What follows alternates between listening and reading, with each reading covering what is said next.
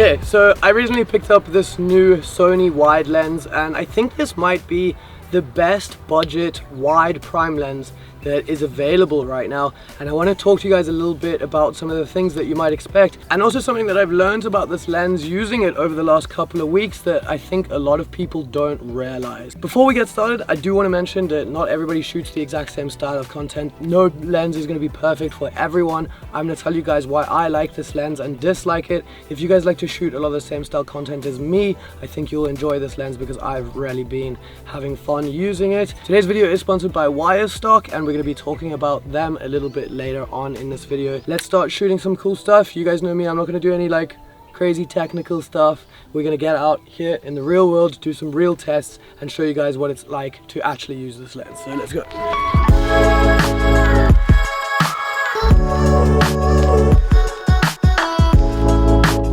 Let's talk about this lens a little bit. I think the main people that are going to be getting this lens are going to be YouTubers that are doing like vlog orientated stuff. Otherwise, if you guys are doing some sort of landscape things where you need a really wide lens that's still fast, maybe you're doing some night photography, this is going to be ideal for that situation because it can stop down to that f1.8.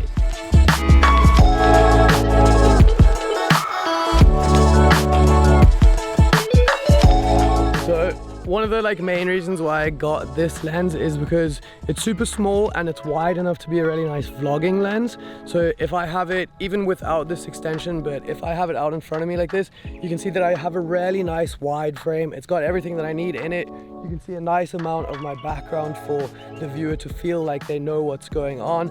And like I said, it's still super small, which a lot of wide lenses end up being really big. But because this one is a prime, it allows the manufacturer to keep it really nice and small and compact. The other thing that you're not going to find on a lot of the other wide lenses is the shallow depth of field that you can achieve with this one. Because it being f1.8, you can see in the background here we have some really nice bokeh, and it makes it look way more pleasing because I stand out from the background a lot more with that separation. So if you guys are looking for a vlog lens specifically, this one is super nice, and I would definitely recommend giving it a try. Something else that I really like about it is that it has this actual manual aperture ring on it, and it even has the option of de-clicking it so that it's smooth, or you can click it.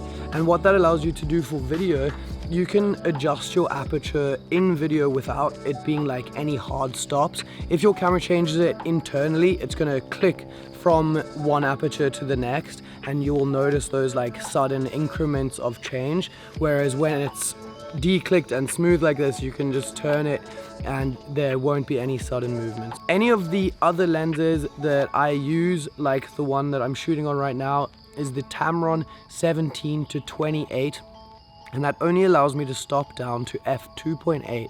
So you can see this background, it is a little bit out of focus, but it's not thrown out crazily like I can achieve with this one. And if you look at this shot right here versus this one, that's f1.8 versus f2.8, and it does actually make quite a big difference. That's also 2 extra stops for in any low light situation that you guys might have, and that can also come in a lot of handy.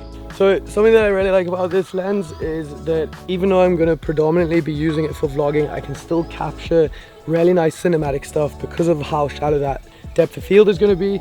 And even when you guys are making vlogs, you're obviously going to still want to get little cinematic sections to make your vlogs interesting and break up all the talking parts. So if I wanted to get anything of this car, the footage that you're going to get out of it is still actually going to look really nice, which is great because it is a super wide lens, but that f1.8 means that you can still get a cinematic look to it.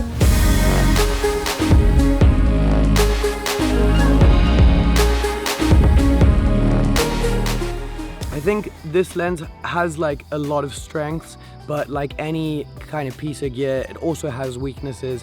Nothing is going to be completely perfect. So let's go over some of the things that I don't necessarily like about this lens. The first thing is going to be that it doesn't have any image stabilization. Now, this isn't necessarily a deal breaker for me. I shoot on a gimbal a lot of the time, which means my shots are going to be super smooth anyway. The other thing is that most of the cameras these days, like the Sony a7S III, which is what I shoot on, has pretty good in-body image stabilization, and that's going to take out any of those little micro jitters that you might get from a lens that had no stabilization if your body didn't have any stabilization. Today's video is sponsored by Wirestock, and hear me out for a second, because if any of you guys are creators and you are shooting cool footage and it's just sitting on your computer, you guys are missing out. Wirestock is an online stock media distribution platform, and it basically allows you to upload any footage that you guys have, as well as photos or motion graphics and other assets that filmmakers would use, and you can put it onto their platform and it automatically distributes it to all of the major stock sites. Whenever you guys are doing stock footage, the huge headache is that you have to upload to all the different sites, and Wirestock makes that completely irrelevant. You don't have to worry about any of that. Not only that, they also handle all of the metadata and tagging, so you literally just upload it and they take care of the rest. It's completely free to use, and they only take a commission when you actually make a sale. So they only make money when you as the creator makes money. If you guys are sitting on footage, like I said, it's rotting away on your computer where you could be getting passive income from that every single month. So upload it all onto Wirestock. I'm gonna leave everything linked down below in the description. You guys can check it out, and it's something that I really recommend for all creators to do. One of the other big drawbacks, and this isn't for this lens specifically, this is gonna be any prime lens, is just that you don't have the versatility of having multiple focal ranges in one. For me personally, I do a lot of like run and gun style shooting, meaning that I'm doing one take, no retakes. I don't always have time to like kind of come back to my bag and grab other lenses and try and swap them out to get like different like styles of shots. So having this, and that's the case for all prime lenses, means that you're kind of locked into this one lens if you're out and about doing like a very run and gun style thing. Something to note, it's definitely not a deal breaker, but if you are someone that wants to have multiple different focal lengths in your shots, you might be better off going with something with a large zoom range like a 24-70 or something like that as your one and only lens. If this is your one and only lens, it's probably not the best option. This is going to be like a dedicated wide lens only. That's all it's going to do, but it does that really, really well. This lens is a pretty budget lens in my opinion, and whenever I say budget, I get a lot of comments of people saying $800 or whatever is not budget. But when you're looking at Sony native full frame lenses, especially one from the actual Sony brand, anything under $1,000 is actually pretty budget in my opinion. So the exact price of this is this on the screen here, but it's around $800 if I'm not mistaken, which is a pretty budget option in my opinion. If you were to look for something else like this, you're not going to find anything in that price range.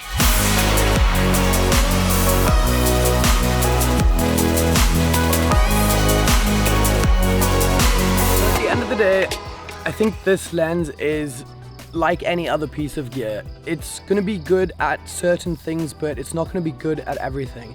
So you guys need to think about what kind of footage you are actually interested in creating, and if this lens is the best fit for you. I hope I've given you guys enough information to make a good decision on whether it is a good fit for you. Realistically, if you guys are gonna have like sort of one lens, this might not be your best one and only all-round lens. You might be better off going with something like the Tamron 28-75 f2.8. It's about the same price, but you have much more versatility with that zoom range.